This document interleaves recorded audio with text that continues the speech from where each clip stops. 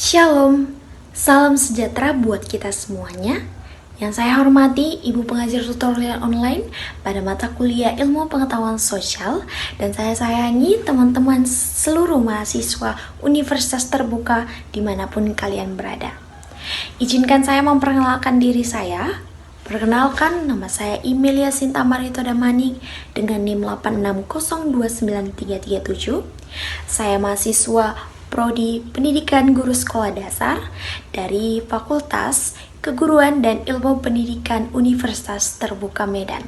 Pada video kali ini, saya akan membahas tentang tema pelajaran dari sejarah Pancasila bagi generasi muda. Menurut saya, memahami sejarah lahirnya Pancasila sangat penting bagi generasi muda karena Pancasila bukan hanya sekedar dasar negara, tetapi juga hasil perjuangan, pemikiran, dan semangat persatuan para pendiri bangsa. Nah, saya akan membahas proses lahirnya Pancasila melalui BPUPKI, Piagam Jakarta, dan PPKI.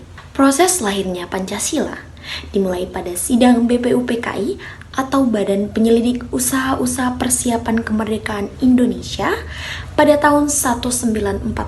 Pada sidang tersebut, di mana para tokoh bangsa berdiskusi untuk merumuskan dasar negara Indonesia yang akan merdeka. Salah satu tokoh yang menyampaikan gagasan penting adalah Bapak Soekarno pada tanggal 1 Juni 1945 yang kemudian memperkenalkan istilah Pancasila.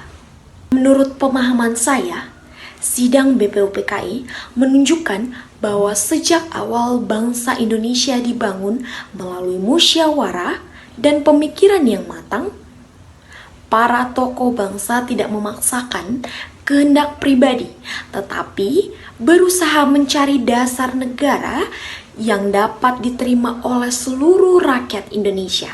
Selanjutnya, lahirlah Piagam Jakarta pada tanggal 22 Juni 1945 yang disusun oleh Panitia 9. Piagam Jakarta menjadi rancangan awal pembukaan Undang-Undang Dasar 1945 dan memuat rumusan-rumusan dasar negara.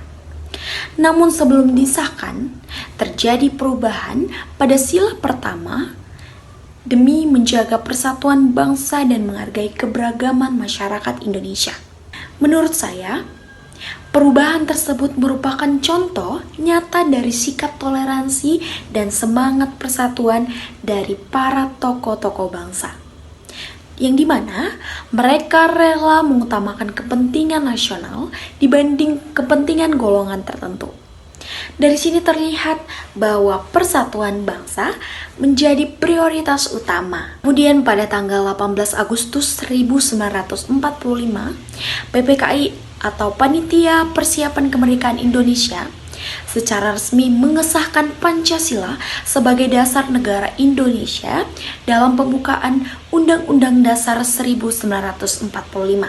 Yang dimana peristiwa ini menjadi momen penting karena Pancasila akhirnya ditetapkan sebagai pedoman kehidupan bangsa Indonesia. Nilai-nilai Pancasila yang tercermin dari proses tersebut adalah nilai persatuan, musyawarah, toleransi, tanggung jawab, dan sikap menghargai perbedaan pendapat.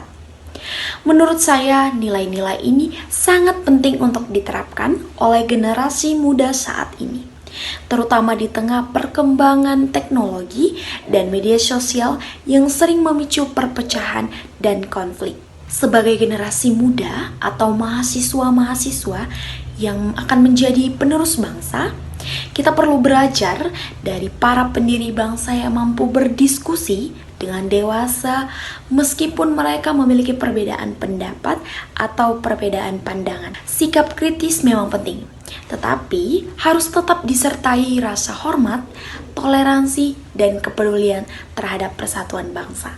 Nah, teman-teman, penerapan nilai-nilai Pancasila bisa kita lakukan dari hal yang sederhana, mulai dari menghargai teman yang berbeda agama, suku, budaya, atau ras, serta menggunakan media sosial secara bijak, serta mau bekerja sama tanpa membedakan latar belakang orang lain.